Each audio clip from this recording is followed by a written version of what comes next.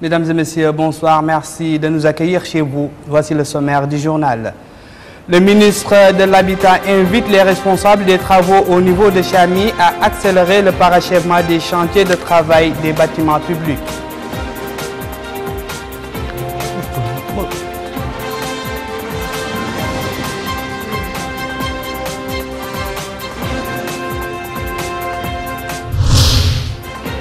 Le ministère des Affaires sociales organise un atelier de formation au profit de certains cadres du département sur les méthodes de création de bases de données uniformisées des différentes directions.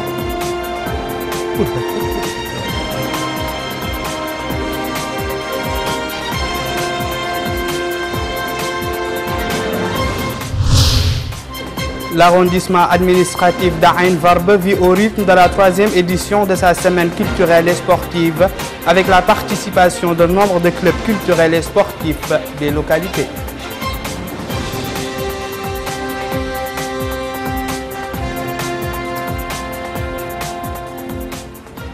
Bonsoir. Le ministre de l'Habitat, de l'Urbanisme et de l'Aménagement du territoire, Bayahia Bokar, a effectué une visite d'information dans la Muqata'a de Chami. Cette visite a pour but de s'informer sur l'état d'avancement des travaux au niveau de certains chantiers dans la Muqata'a et l'achèvement des travaux de la composante de distribution de parcelles de terrain et d'unités d'habitation. Chers Zain-Lesson. La visite du ministre de l'Habitat, de l'Urbanisme et de l'Aménagement du territoire, M. Bayahia Bokar, dans la Muqata'a de Chami, avait pour objectif de s'informer sur l'état d'avancement des travaux au niveau de certains chantiers dans la Muqata'a.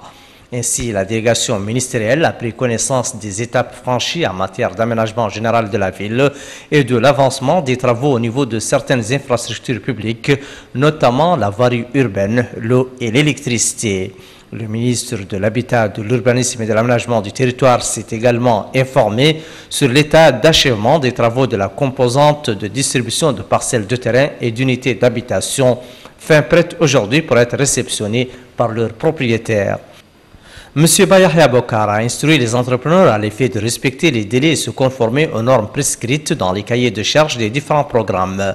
Au terme de cette tournée, le ministre a livré ses impressions sur l'état des chantiers et expliqué les objectifs de sa visite. Nous sommes venus aujourd'hui constater l'état d'avancement de ces travaux, même si c'est un site qui peut paraître éloigné, il reste quand même dans l'objectif de suivi pour qu'il se termine dans les meilleurs délais et dans la qualité requise. C'est pour cela que nous avons demandé à l'entreprise de prendre des engagements pour rattraper le retard qui a été constaté et un engagement ferme qui va être écrit entre le département et l'entreprise en plusieurs étapes pour que cette entreprise, pour que ce projet puisse se terminer avant le 28 novembre prochain, Inch'Allah. Et nous n'épargnerons aucun effort pour qu'il y ait un suivi régulier et par étape et par phase pour que ce projet-là, si important pour le président de la République, si important pour l'aménagement du territoire, si important pour les populations locales, puisse être mis à leur disposition. Lancement aujourd'hui à Nouakchott des travaux d'un atelier de formation sur les voies de la mise en place d'une base de données au profit d'un groupe de cadres du ministère des Affaires sociales, de l'enfance et de la famille. Cette rencontre, organisée en coopération entre le ministère des Affaires sociales, de l'enfance et de la famille et le PNUD, a pour objectif de former ce groupe sur les méthodes d'élaboration et de gestion des bases de données du secteur. Emina Abdelaziz. Cette rencontre a pour objectif de former ce groupe sur les méthodes d'élaboration et de gestion des bases de données du secteur dans toutes ses composantes pour les édifier dans les domaines de l'information afin qu'ils puissent s'approprier les méthodes de collecte et d'introduction des données en plus de la gestion des archives et de leur protection. Le ministère cherche également, à travers cette formation, à acquérir une base de données simplifiée, uniformisée et facile d'accès à tous les acteurs du secteur et autres. M. Ahmed Salem Mohamed Mahmoud Hamma Khattar, secrétaire général du ministère, a dans un mot pour l'occasion déclaré que le gouvernement, sur orientation du président de la République, M. Mohamed Abdelaziz, a suivi une approche globale pour promouvoir la formation et renforcer les capacités techniques des travailleurs à travers différents programmes de formation et de recyclage. Il a ajouté que le département des affaires sociales, de l'enfance et de la famille a pris sur son compte la mission de créer une base de données globale qui fait du genre son point de départ et sa finalité afin de permettre au ministère de mettre en œuvre de manière efficiente ses politiques et programmes de développement. Prennent part à cet atelier de 5 jours 22 participants représentant les différentes directions relevant du département des affaires sociales, de l'enfance et de la famille. Une mission de la Banque mondiale effectue actuellement une visite dans notre capitale économique où elle a pu s'enquérir de l'exécution du programme stratégie de la SNIM. Ce programme vise à accroître la production de la société pour atteindre 40 millions de tonnes par an au cours des 10 prochaines années. La mission conduite par la directrice des opérations pour la Mauritanie à la Banque mondiale a loué le rôle économique et social de la société et ses perspectives de développement.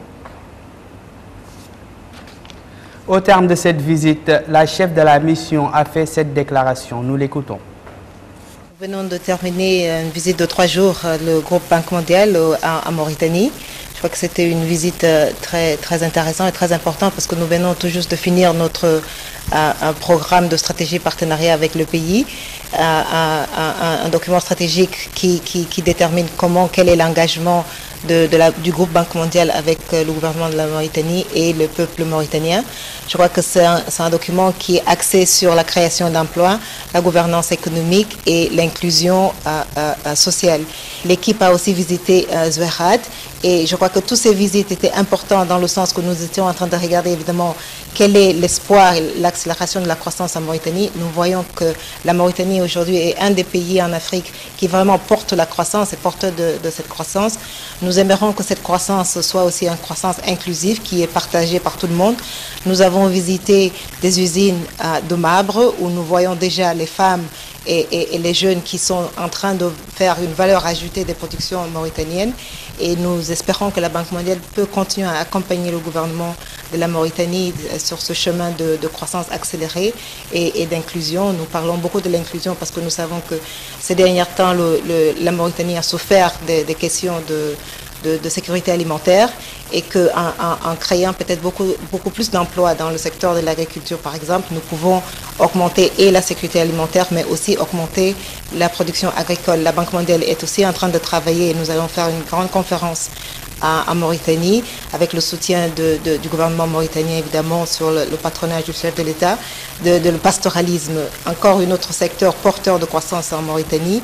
Et nous avons la SNIM, c'est vraiment le moteur économique de la Mauritanie. La contribution de la SNIM dans le PIB est assez importante.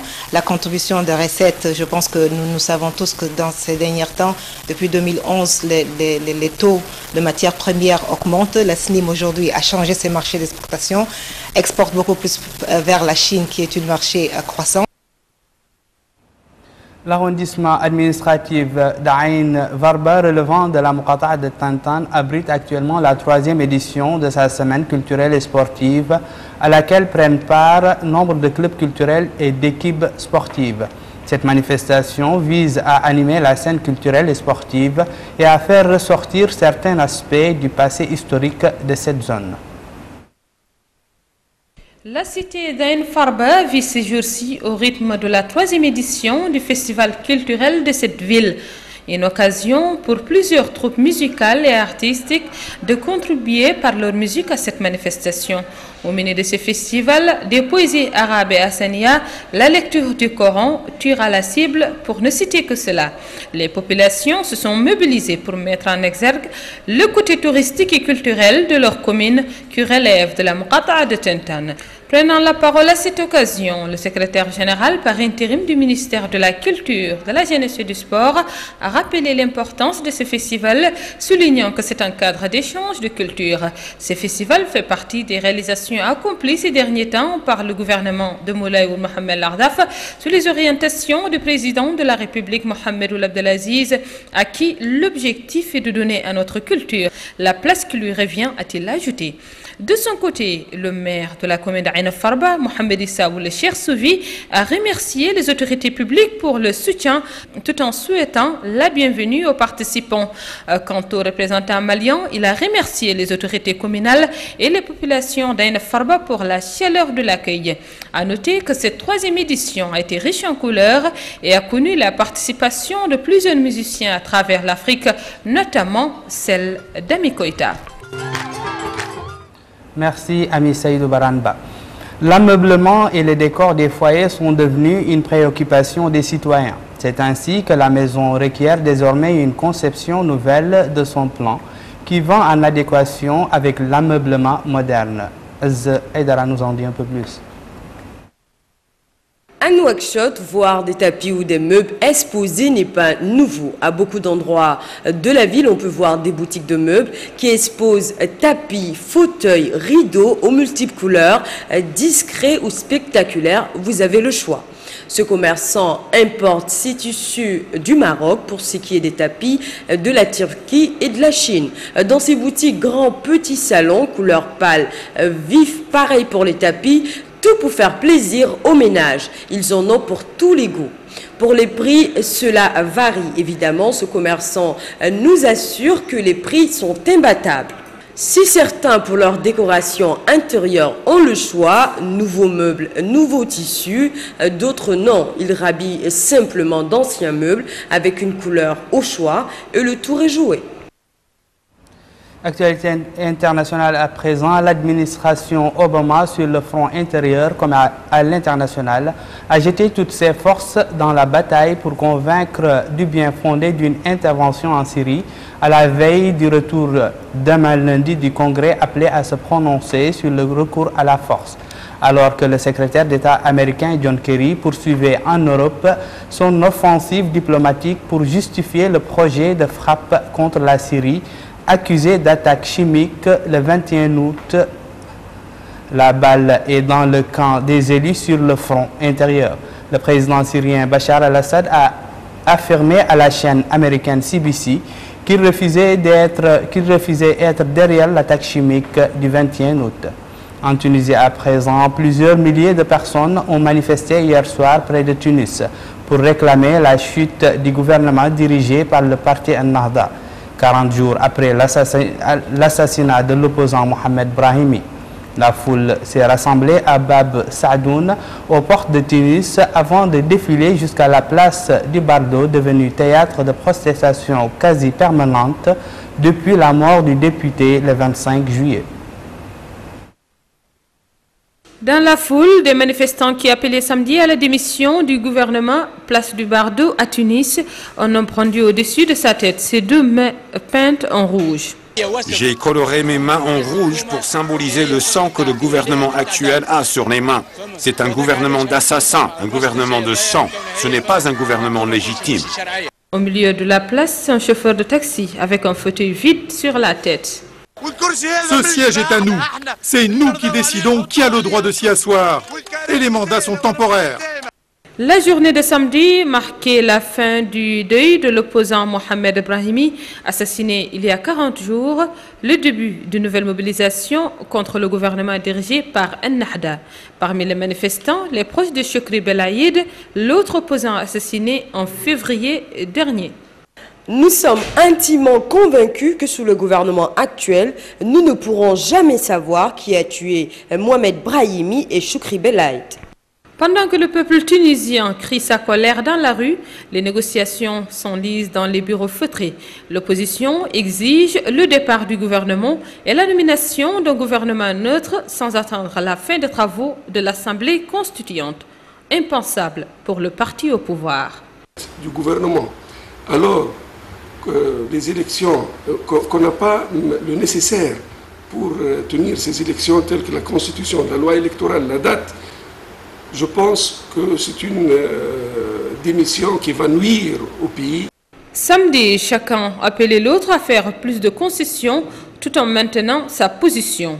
Place du Bardo, les députés de l'opposition qui boycottent déjà les travaux de la Constituante ont annoncé une grève de la faim. Les concertations nationales destinées à sortir la République démocratique du Congo d'une triple crise politiques, sociales et sécuritaires ont été lancées officiellement hier à Kinshasa, en l'absence de la majeure partie de l'opposition qui boycotte ces assises.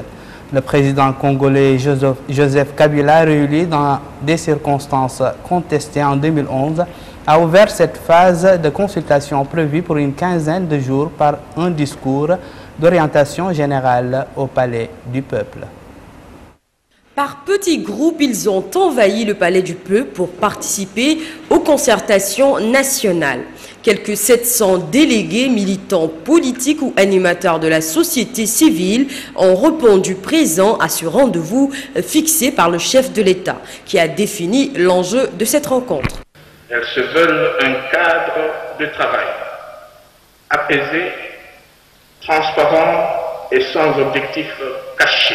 Méfiante, la majeure partie de l'opposition a boycotté ces assises. Conscient de cette absence, le président congolais a renouvelé ses appels au rassemblement et tendu la main à l'opposition. Je vous annonce par ailleurs qu'une grâce présidentielle est à l'étude en attendant le vote par le Parlement d'une loi d'amnistie. Une annonce que les rares opposants présents ont accueilli favorablement. C'est un pas dans la bonne direction. Je ne vous étonnerai pas en vous disant que, en ce qui concerne mon parti, le MLC par exemple, une légion de militants sont en prison pour des raisons non élucidées, simplement pour avoir porté des habits à l'effigie de leur président. C'est un bon discours et j'espère que ça ne va pas s'arrêter au niveau des bonnes intentions. Je souhaite vraiment que tout cela soit concrétisé, surtout la mise en liberté des prisonniers politiques. En attendant ces résultats concrets, les discussions vont durer une quinzaine de jours. Elles doivent se tenir dans la capitale, mais également en province, à Kisangani et Touboubachi. C'était tout pour ce soir. Voici le rappel des titres. Le ministre de l'Habitat invite les responsables des travaux au niveau de Chami à accélérer le parachèvement des chantiers de travail des bâtiments publics.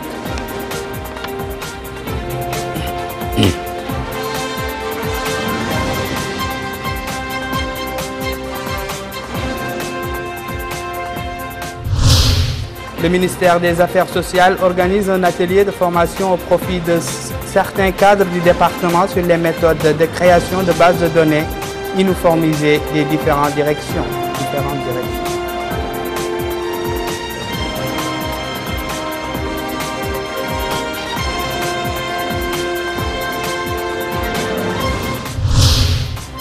L'arrondissement administratif d'Aïn-Varbe vit au rythme de la 3e édition de sa semaine culturelle et sportive avec la participation de nombre de clubs culturels et sportifs des localités. Voilà qui met fin à cette édition. Merci de l'avoir suivi. Merci également pour votre fidélité. Bonne suite de nos programmes sur la chaîne Leader. Au revoir.